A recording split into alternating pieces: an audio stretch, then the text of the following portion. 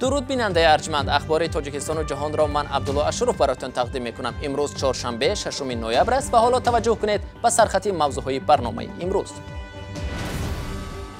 شبخونی پیروانی به نام دولت اسلامی به یک دیدبانگاه مرزی تاجیکستان 17 کشته بر جای گذاشت. مقامات تدبیرهای امنیتی را شدید کردند. این آخرین نقطه بود که ما توانستیم با آن حاضر شویم و از این بابت ما اجازه ورود نداریم، چون مقامات گفتن خبرنگاران فعلا اجازه ندارند به مکان حادثه نزدیک شوند. حمله به مرز جشن را خللدار نکرد. ساکنان در تاجیکستان 25مین سالگرد قبول کنستیتوسیارو جشن گرفتند. کارگردان رومی شاعظیموف که از روی اثری نویسنده تیمور زلفیقاروف در تاجیکستان فیلم آفریده است، نوارگیری فیلم خواب میمون را به یاد می‌آورد. قهرمان فیلم من می‌خواهد صاحب 50,000 شود، زیرا به همسایه خود که در لاتاری این مبلغ را برد کرده است حسد می‌برد. سرریاست مرزبانی کمیته دولتی امنیت ملی تاجیکستان صبح امروز خبر داد که بر اثر حمله یک گروه مسلح نقاب پوش به دیدبانگاه مرزی شماره 4 اشقابات، یک مرزبان تاجیک و یک کارمند وزارت امور داخلی تاجیکستان به هلاکت رسیدند. این قسم مرزبانی در سرحد تاجیکستان و ازبکستان در حدود ناحیه رودکی جایگیر است. در نتیجه عملیات نظامیان تاجیک 15 نفر حمله‌وران نابود و 5 تن دیگر دستگیر شدند. چند ساعت قبل مقامات اعلان کردند که حمله‌وران پیروان به نام دولت اسلامی هستند و از ولسوالی قلعه زال ولایت کندوز افغانستان به خاک تاجیکستان گذشتند. تفصیلات موضوع در گزارش همکارم مولا رجب یوسفی. حمله به دیدبانگاه اشقابات قسم نظامی سلطان آباد ساعت 3:30 شب 6 نوامبر رخ داد. در این حمله به گفته مقامات 17 نفر از جمله یک کارمند قشون‌های سرحدی، یک کارمند وزارت امور داخلی و 15 نفر از افراد هجوم کننده به هلاکت رسیدند. وزارت امور داخلی تاجیکستان میگوید در ساعت 3:30 شب حدود 20 نفر از به قسم نظامی سلطان آباد انیقترش به دیدبانگاه اشقابات این قسم نظامی حمله ورده 5 یراق را تصرف کردند. در نتیجه عملیات جوابی مقامات 15 نفر از افراد هجوم کننده به هلاکت رسیده، 4 نفر آنها به سمت دهه اسنبای فرار کردند. مقامات میگویند آنها را بازداشت نمودند. دیدبانگاه اشقابات قسم نظامی سلطان آباد در مرز تاجیکستان و ازبکستان 50 کیلومتر دورتر از اینجا قرار دارد.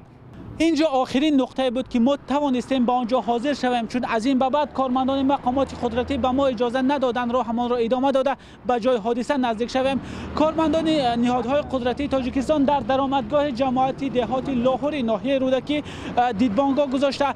همه اشخاصی را که به آنجا وارد میشوند پر تفتیش میکنند و بعد تفتیش اسناد و ماشین هایشان به آنها اجازه ادامه راه میدن.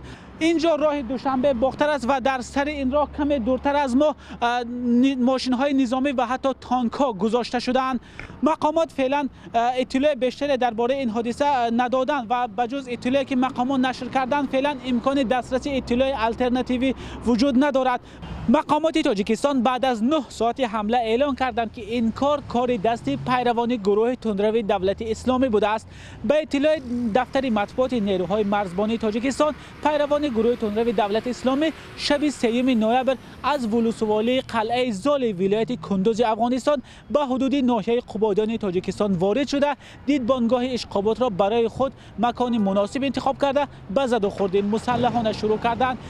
معین شدن آن که این کار دست پیروان گروه تندروی دولت اسلامی بوده است در پی پرسش های پیشکی بازداشت شده ها اعلان شده است و گروه تندروی دولت اسلامی تا حال در این باره اطلاعیه پخش نکرده است.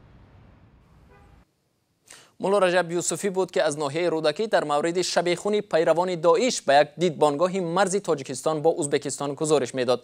عین زمان گروه مفتشان در تاجیکستان مشغول تفتیش این حادثه هستند و بسیاری از جزئیات هنوز معلوم نیست. ارکادی دوبنوف، تحلیلگر امور سیاسی منطقه آسیای میانه در شهر مسکو، در رابطه با این حادثه در صحیفه‌اش در فیسبوک یادآور شده است که هفته قبل نیکولای پاتروشف، دبیر شورای امنیت روسیه، با مقامات تاجیکستان تهدید و خطرها به امنیت را بررسی کرد و اکنون خطرها ظهور نمودند. شهروندان تاجیکستان از جمله ساکنان شهر دوشنبه روزی قبول کنستیتوسیارو را تجلیل کردند. حال و هوای پایتخت ادانه بود و آثار از تشویش شبخون شب 6 نوامبر در مرز احساس نمیشد. طاهری سفر در مورد جشن روز کنستیتوسیا در تاجیکستان تفصیلات می‌دهد. президент эмомалӣ раҳмон ки айни замон дар аврупо аст, қабл аз сафар дар як суханронӣ дар ҳамоиши вобаста ба ин ҷашн гуфт конститутсияи Тоҷикистон соли 1994 бо ҷонибдории бештар аз 87% мардум қабул шуд ва афзуд ки раи мардум ба тарафдории давлати демократӣ ва дунявӣ буд. вале баъзе аз сокинон мегӯянд иҷро нашудани чанд банди муҳими қонунии асосӣ аст, аз ҷумла тақсими шохаҳои қудрат, мустақилии додгоҳҳо ва ҳифзи ҳуқуқу озодиҳои шаҳрвандон ҳуҷҷати асосии кишварро дар чашми мардум то ҷои кам аҳамият кардааст. Конститутсияи Тоҷикистон 6 ноябри соли 1994 қабул шуд ва то ин дам 3 дафъа онро ислоҳ карданд. ҳар як давлати ҳуқуқбунёд дунявӣ демократӣ вақте ки соҳиби истиқлол аст, бояд ки қонуни асосии худ, яъне ки конститутсияро дошта бошад. аммо аз он ифтихор мекунем ки ҳамчун як давлати соҳиби истиқлол конститутсияи худро дорем. бар асоси тағйироти соли 1999 парлумони дупалатаӣ ташкил шуд ва ба фаъолияти ҳизбҳои сиёсии динӣ иҷоза дод. дар тағйироти соли 2003 муҳлати президентиро аз 2 давраи 5 солӣ ба давраи 7 сола расонданд. дар тағйироти соли 2016 таъсис ва фаъолияти ҳизбҳои сиёсии динӣ манъ шуд. раиси ҷумҳури кунунӣ ҳаққи ба таври номаҳдуд ширкат кардан дар интихоботҳоро ба даст овард ва синни номзад ба раиси ҷумҳур аз 35 то 30 солагӣ поин оварда шуд. ин тағйирот борҳо аз тарафи мухолифон ва созмонҳои ҳомии ҳуқуқ танқид шудааст. мунтақидон онро суистифода аз қонун ва бовару таҳаммули мардум ва ғайридемократӣ донистанд. худи мақомот мегӯянд он бо ҳадафи ҳимояти бештари мардум ва ҳифзи субот сурат гирифтааст. рӯзи чоршанбе нерӯҳои амнияти ироқ дар маркази шаҳри бағдод аз силоҳи оташфишон ба ҳаво тир кушода ҷамъомадагонро пароканда карданд. шоҳидони ин ҳодиса ба хабарнигори Reuters гуфтанд ки зоҳиран касе аз тирпаронӣ ҷароҳат набардоштааст. эътирозгарон рӯзи сешанбе кӯпруки шаҳодаро дар маркази пойтахти ироқ ишғол намуданд. дирӯз нерӯҳои амниятӣ дар муқобили ҷамъомадагон аз силоҳ истифода бурданд. умуман дар давоми 24 соати гузашта дар ироқ камаш 13 эътирозгар ба ҳалокат расиданд. рӯзи 6 ноябр сафорати иёлоти муттаҳидаи амрико дар ироқ истифодаи силоҳ бар зидди эътирозгарони осоиштаро маҳкум карда ба ҳукумати ин кишвар пешниҳод кард ки фавран бо эътирозгарон музокира кунад. бинандагони арҷманд, агар шумо хабар ва ё навори нодире доред ва мехоҳед онро дигарон ҳам бубинанд ва ё бихонанд, ба мо тамос гиред. телефони мо барои тамос чунин аст: +424 724 05 66 81. хабару акс ва наворҳоро тавассути шабакаҳои имо, вайбер ва ватсап ба мо фиристед. хотирнишон мекунем ки ин рақам танҳо барои ирсоли хабару наворҳост ва ҷузъиётро дар сурати зарурат мо аз шумо пурсон мешавем.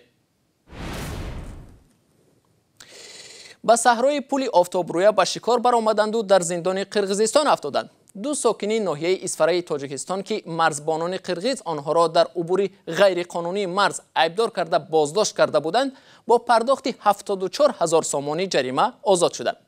додгоҳи бодканди Қирғизистон онҳоро чунин ҷарима баст. сокинон мегӯянд дар заминҳои мутааллиқ ба Тоҷикистон қарор доштанд ва марзбонони қирғиз онҳоро ғайриқонунӣ боздошт намуданд. каюмарси ато мавзӯъро идома медиҳад. ду сокини ҷамоати ворохи ноҳияи Исфараки 3 ҳафта пеш аз тарафи марзбонони Қирғизистон боздошт шуда буданд, баъд аз пардохти ҷарима ба Тоҷикистон баргаштанд. мурофиаи додгоҳии онҳо рӯзи 5 ноябр баргузор шуд.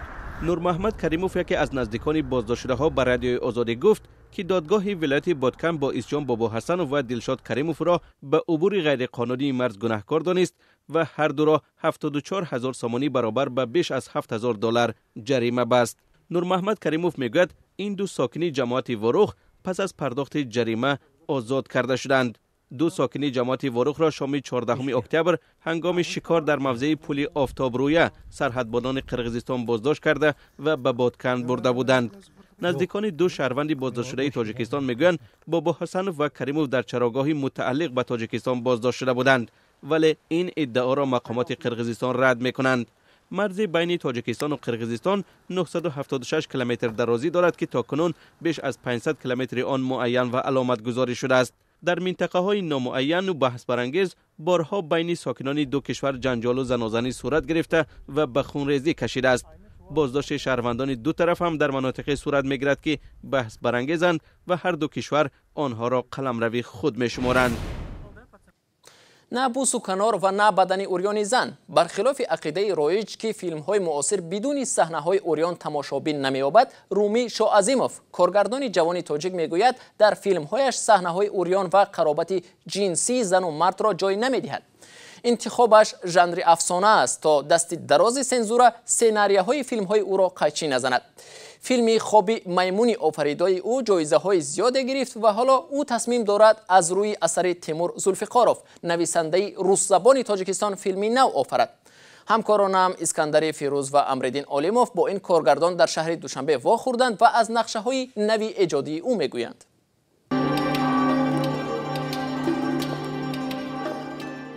هر یک انتخاب ما پیامدهای دارد. این فلسفه فیلمی خوابی میمون است. فیلم درباره شخص حکایت میکند که یک پوچه را صاحب می شود که 5 خواسته او را اجرا میکند، اما به شرطی که بر عوضش چیزی را به خود میگیرد.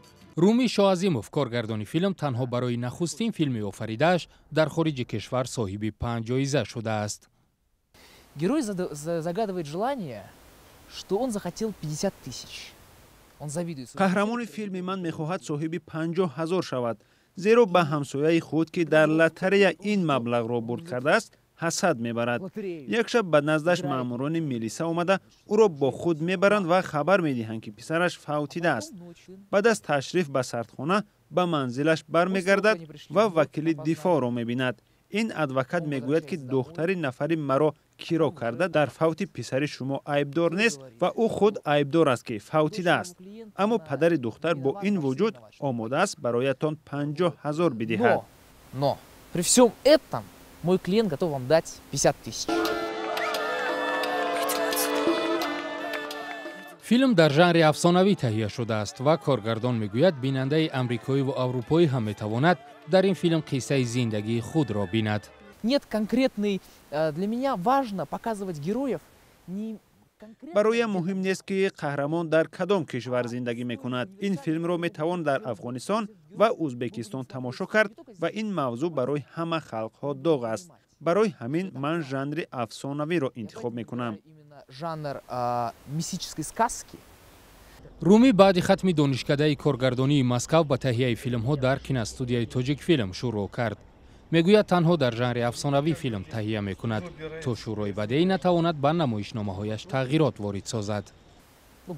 من برای خود معیار گذاشتم که فیلمی مرا میتوانند نورسان هم تماشا کنند. من در فیلم های خود هرگز سینه اوریان زن و فحشا را نمایش نمیدهم. برای مهم است که آیا فرزند من میتواند این فیلم را تماشا کند؟ اولی سال آینده فیلمی دومی تهیه کرده رومی بر پایه آثار تیمور زولفقاروف نویسنده روس زبان تاجیک دسترسی تماشابین می شود.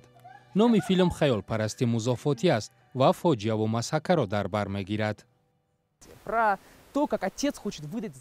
درباره آن قصه می شود که پدر می خواهد دخترش را به شوهر بدهد و خواستگاران به منزلش می آیند.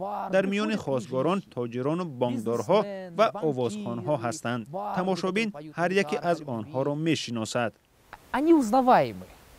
رومی شاعظیموف هدف دارد فیلم سوم هنری خود را روی نوار بیارد. میگوید هرچند کشورهای خارج او را به کار دعوت کردند ولی میخواهد در تاجیکستان بماند.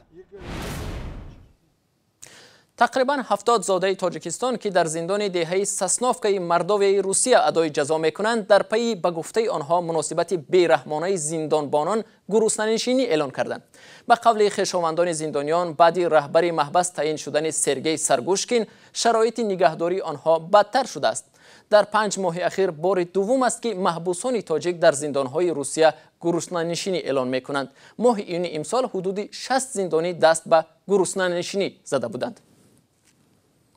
بیننده ارجمند اینجا رسیدیم به پایان برنامه امروز. تشکر از شما که تا این دم با ما بودید. سامانه رادیو آزادی www.azadi.org در خدمت شماست. صبح فردا شما را در نوید بامدادی منتظریم. تا آن دم خداحافظ.